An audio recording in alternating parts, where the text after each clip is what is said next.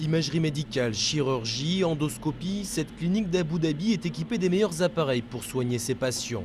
Des malades à plumes, ici nous sommes à l'hôpital des Faucons d'Abu Dhabi, la première institution de soins à se consacrer exclusivement à ces rapaces.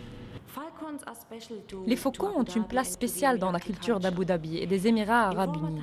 Dans le passé, les familles bédouines pratiquaient la chasse aux faucons dans le désert pour se procurer de la viande, parce qu'à l'époque, la vie était dure. Alors les faucons étaient considérés comme faisant partie de la famille.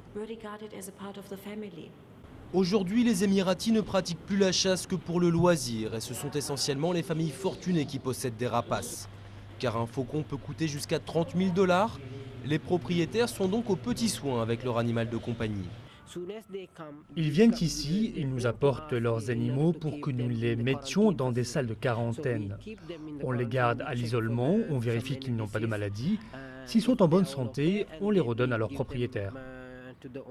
Les maladies les plus fréquentes sont liées aux parasites, mais l'hôpital soigne aussi des fractures car les faucons fondent à 180 km/h sur des proies parfois plus grosses qu'eux, des daims, des lièvres ou des oies sauvages.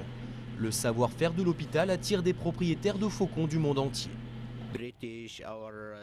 Des Anglais, des Allemands, des Italiens ou des Russes viennent faire soigner leurs faucons ici. Parce que l'hôpital des Faucons d'Abu Dhabi est l'un des plus grands hôpitaux du Golfe et même du monde pour les faucons. Depuis son ouverture en 1999, l'hôpital a soigné des milliers d'oiseaux. Il s'est aussi lancé dans un programme de réintroduction des faucons dans la nature. Après avoir vérifié qu'ils étaient en bonne santé et aptes à la vie sauvage, les rapaces sont relâchés sur les routes migratoires.